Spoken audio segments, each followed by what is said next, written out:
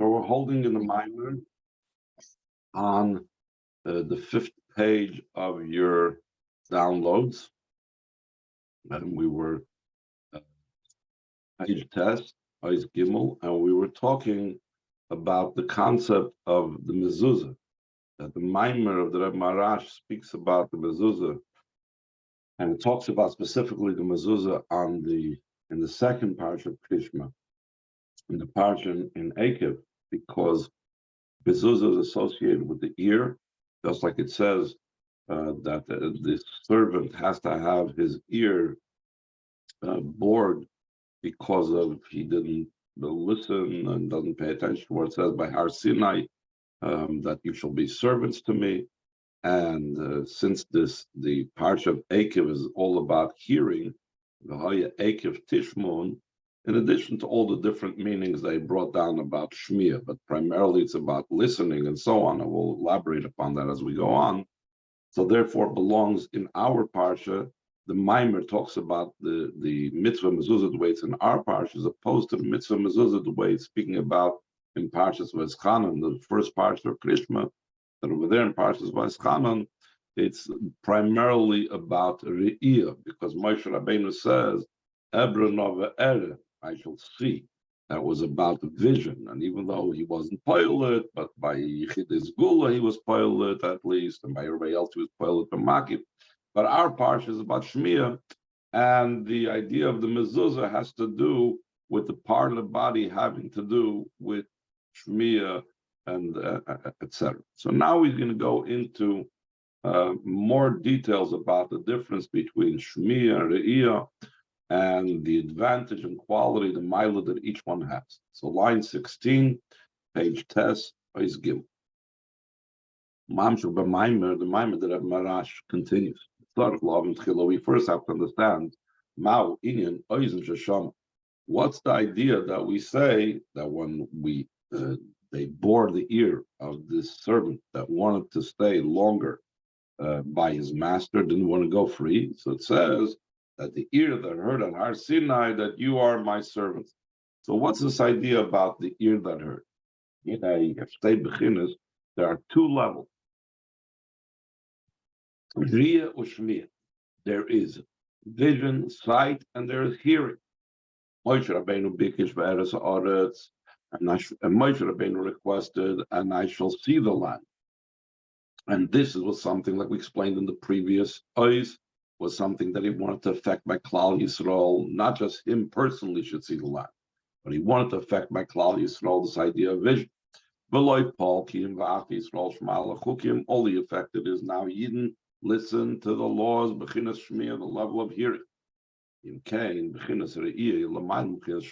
level of seeing is higher than hearing, because we're saying this was the ideal, this was what Moshe Rabbeinu wanted to affect.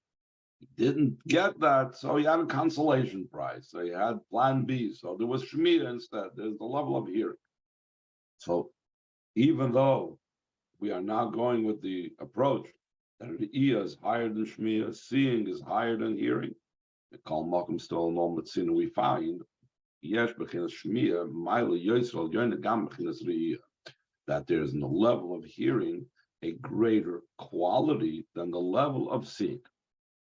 The Indian explanation of this matter is in general, it's known that seeing is greater than hearing. Chazal say that it's not similar hearing to seeing, meaning when the Chazal say that, they mean that seeing is better than hearing. Behind the reason why or how does it express itself? Specifically through seeing, becomes the real verification and validity, and it becomes real to him in the thing that he saw. There is no possibility for the person to think and entertain a thought the opposite of this particular event. Top of page Yud, because he himself saw this matter. So since he saw this matter, so it cannot be otherwise. That's how powerful an impression seeing makes on the person. Because of that reason, because the validity of sight is so powerful, a witness cannot become the judge for a particular case. Even Chazyuhu, since they actually witnessed it, since they actually saw it, they cannot. It's impossible to find a merit. The judge says that they have to be able to save the person from what they're being accused of.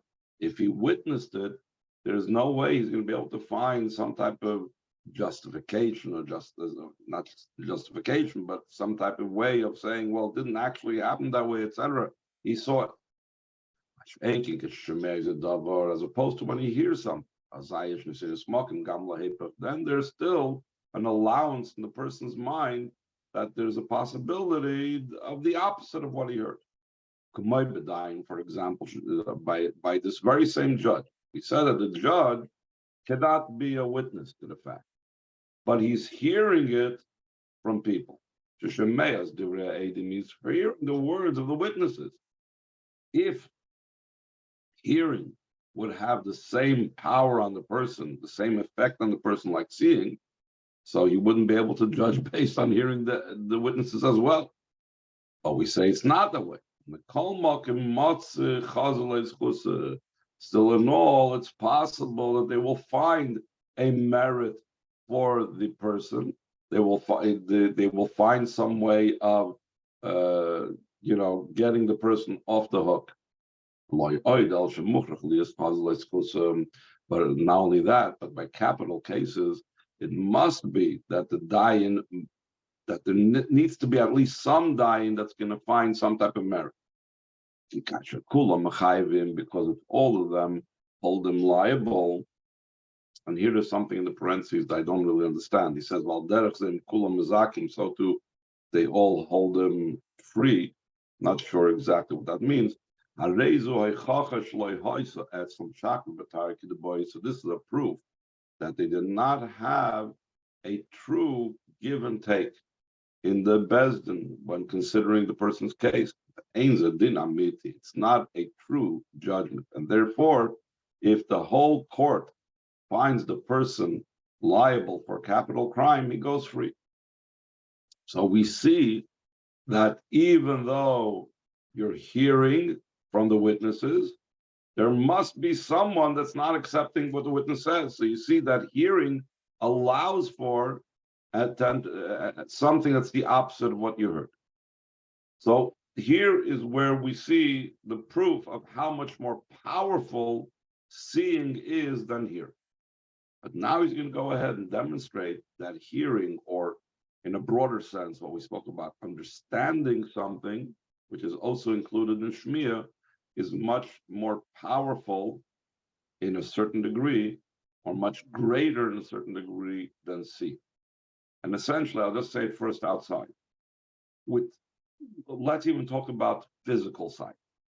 In physical sight, there are many limitations upon what I can see. It needs to be within my range of vision. It needs to be a lighted place. It needs to be then my eyes have to be open, etc., etc. There are a lot of different limitations on my vision. If something happened very far away from me, it's impossible for me to see it. Something happened in the past, it's impossible for me to see. Hearing, on the other hand, and understanding can be from something further away from me. I can understand or hear about an event that didn't take place close to me, or even I can hear about an event that took place in the past. Translated into Ruchnius, this is a concept that we're soon going to explain, how Chacham Adif Min Navi. A Navi only sees Elikus. Because he's seeing, he can only see a level of Elikus that's closer to him. Just like physically, you can only see something that's within the close range to you. When it comes to a chacham understands about all of this. So because he's understanding and hearing about it, so he could hear and understand much higher levels. That's the power that hearing has over seeing. That hearing can attain and can reach much higher levels than through vision. That's essentially what he's going to say right now. Let's see it inside. Line 10. There's an advantage in hearing over seeing. And maybe by Maimer, like the Rebbe Marash brings in his Maimer, is always similar to what the Chazal say. Chacham adif min navi. A chacham is greater than a navi. Even though prophecy is the level of seeing, the prophet sees godliness. Chacham is only hearing, and we established beforehand that the validity of sight is so much more powerful than the strength and conviction of something that I only hear. It says, still in all, the reason why Chacham is greater than Navi, I can explain that in Tanya, in the Geras HaKodesh, chapter 19. Through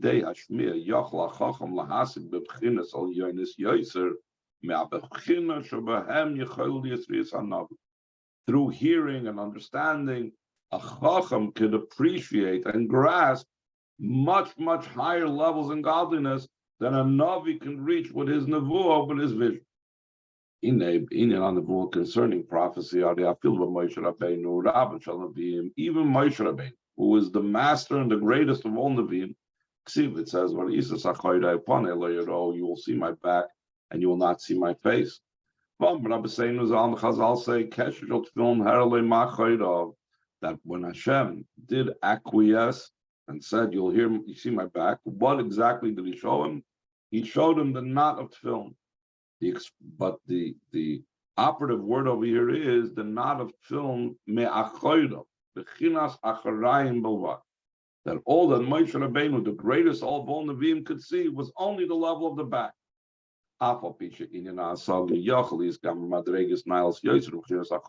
Even though the level of comprehension could be also in much higher levels than the back. For example, let's see in Moshe himself. Moshe was both. Moshe was both a Navi and he was a Chacham. So there were things that he comprehended with his Chachma in a way of Shmiya that was too high for it to be grasped with vision. The very fact that Moshe Rabbeinu requested from Hashem, show me your glory, in response to that, he was told, you will see my back. My face, you will not see. Top of page move on from Muchach, it's obvious from this. That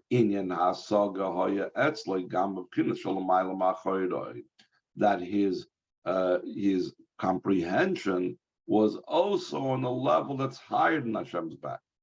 Because if he couldn't comprehend even in the level that's higher than Hashem's back, so why didn't he get that at least? Why didn't he ask for that? Why didn't he try to attain that? If he couldn't attain it with vision, let him try to attain it with understanding. But he didn't have to ask for that, because that he had. He had, because he was a Chacham also, so he had the comprehension that is to be found even in the highest most level.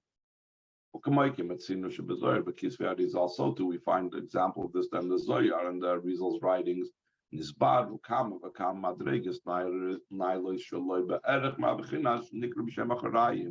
was explained many and many lofty levels that are incomparable from the level that's called my back. So the question, and the Alter Rebbe posed it over there in the Geras HaKodesh, how can it be? How can it be that the Rashbi and the Arizal were able to talk about such levels that the Nevuah of Moshe Rabbeinu did not reach? Because Vahainu, the reason for this is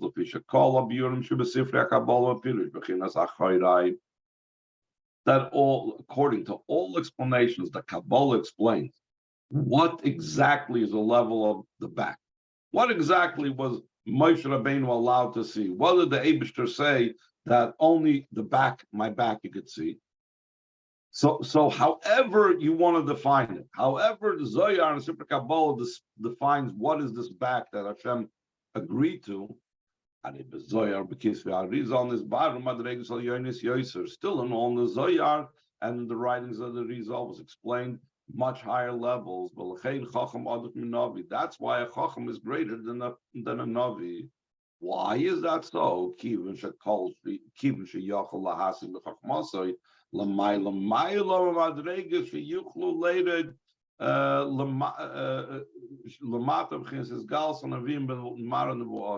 Because a Chacham can comprehend intellectually with his understanding, he can comprehend much more higher levels than those levels are able to descend and become revealed to a Navi in the vision, in the sight of their Nevuah.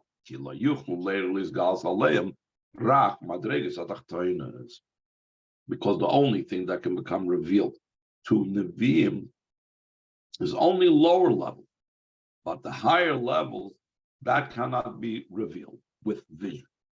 Question is, what's the difference? Why is vision not able to take it in, and only a Chacham can take it in, like the Rashbi and the Arizal, intellectually, mentally, etc.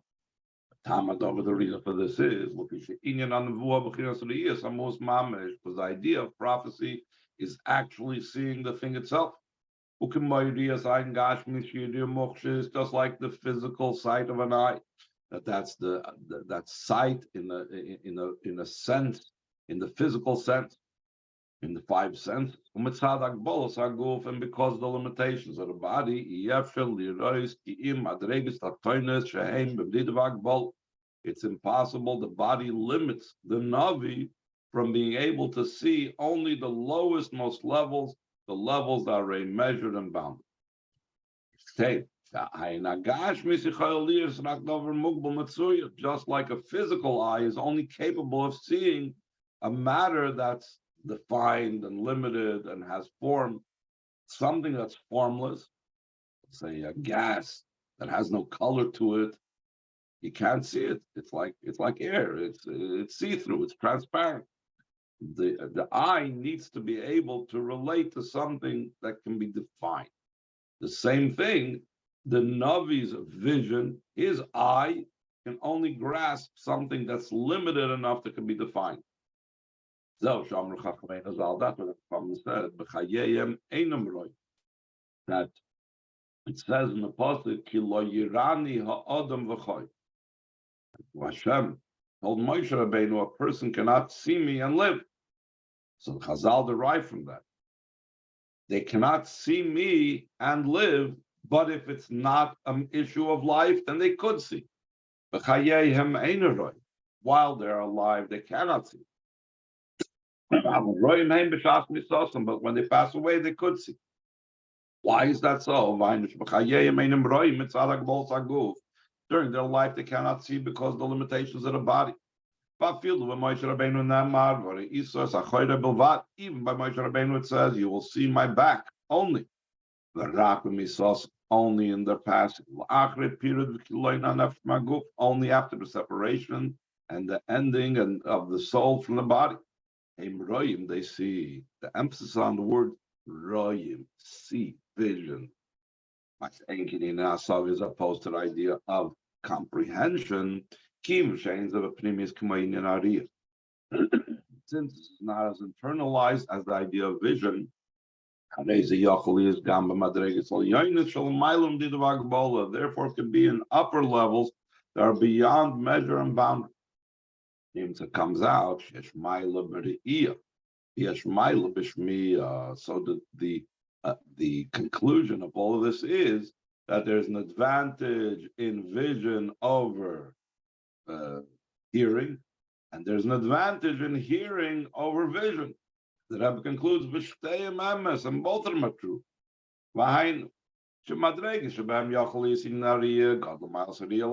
In those levels that we can grasp with vision, so then vision is greater than hearing because it's a lot more solid, it's a lot more real, it's a lot more verified.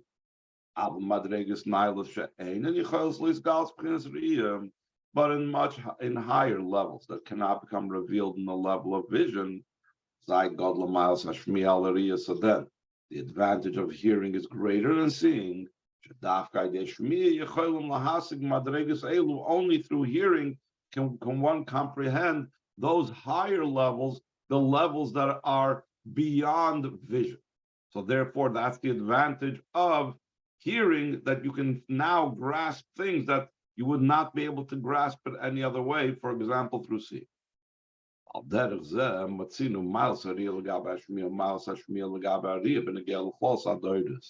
So too, if we look at it in a broader sense, in all the generations over time, we see the advantage of those generations that saw godliness concerning those generations that seeing godliness was not offered to them. Said,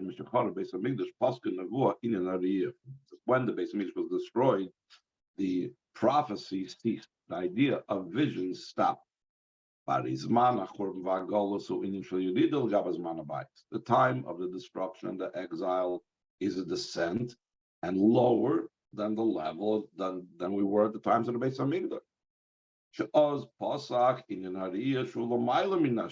That's emphasized by the fact and expressed by the fact that once there was no Beis Hamikdash, once we were in Golus, we didn't have Re'iyah. We were too low to have Re'iyah. So that shows already, that itself shows that seeing is much higher. It was only able to be done in the times of the Beis Hamikdash.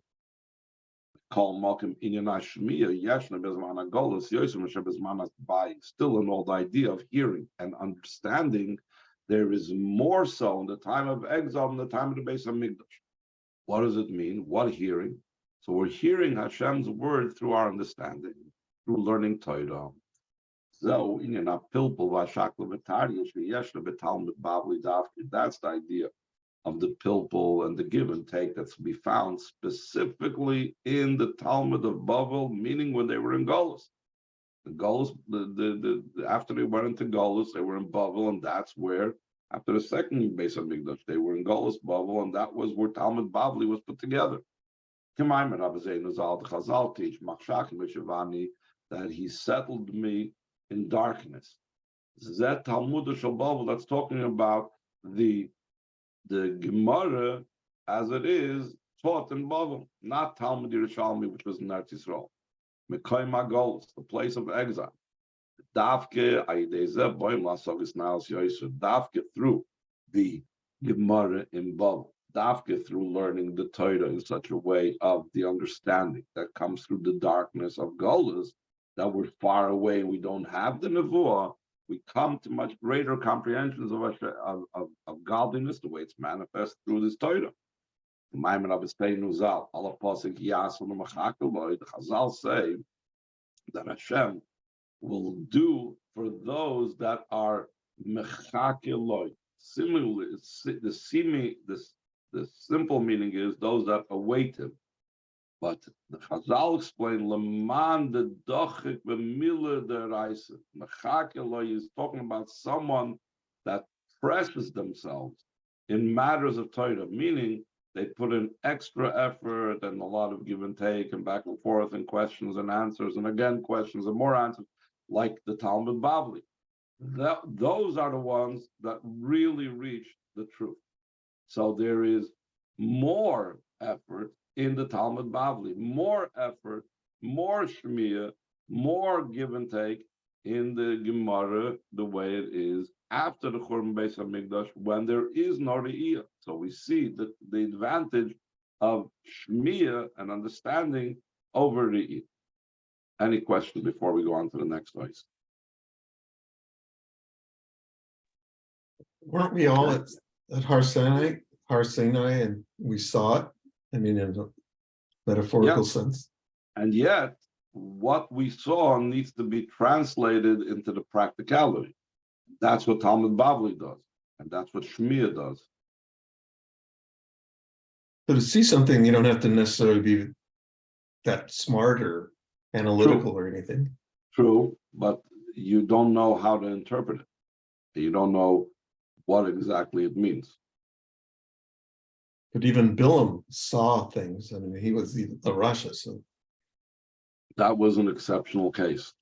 Really, and even that is very, he uses expressions like Hashem just happened upon him and it didn't permeate him. And you see, even when Hashem spoke to Bilam, Bilam was like arguing and still had his plan. So you see how the whole vision thing did not really take by him because he was a lowlife.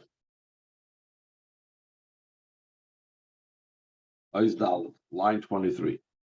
Amnam tachos hakavana hi shagam hamadregis shalom ma'ila magbola v'gam l'ma'ila magbola gamri yumshvu b'chinas pnimis. The ultimate purpose is that also those levels that are beyond limitation, and not just beyond limitation, but totally beyond limitation, should come down in an internalized fashion, which is what Re'iyah does. The reason why we said that through vision, you cannot sway a person from what they saw is because it really becomes part of them.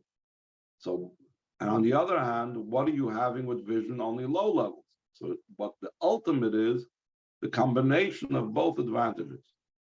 Both it should have the validity and power and internalization of sight, and it should have reached those type of levels that are way beyond what sight can reach. What normally would be only in the realm of Shmiya. Yes, Loimar, we could say, Shalchein Moisef Maimer, the Maimer that Marashi adds. Yes, that there's another idea in hearing. And he says, Shu Inyan Hashmiya Shabakabolas Oil. Explain there's different levels of hearing and understanding and so on. But then, in other words, there's the hearing of the ears, and then there's, so the Maimer also says that Rabbi Marash Maimer adds another thing about hearing. Hearing means listening, following, doing what you're told. Kabbalah soil. This is what Shmuel told Shaul HaMelech in a Shmoya Mizevach Toiv. Listening, hearing, following instructions is better than bringing a carbon, because he was saving the sheep from Amalek to bring as karbanas, and he felt that this would be much better. So Shmuel told him, don't follow your reasoning. Listening, Kabbalah's oil is greater. Shaul, because Shaul followed his reasoning, his logic. He left over the best of the sheep to bring it as karbanas.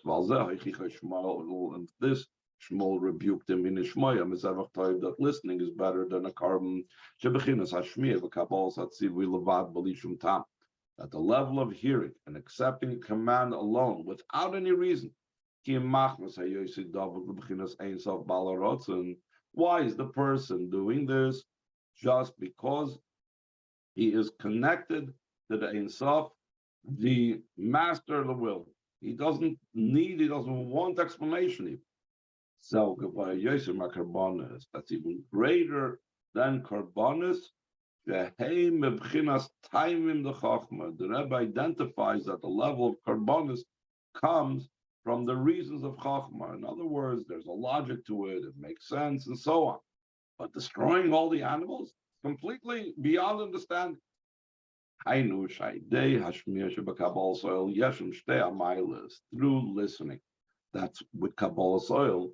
There's both advantages that we were saying at the beginning of this paragraph. First of all, because we said, if I listen, I'm not limited to my intellect. If I'm not limited to my intellect, I'm connecting to the Ein Sof Balarotz.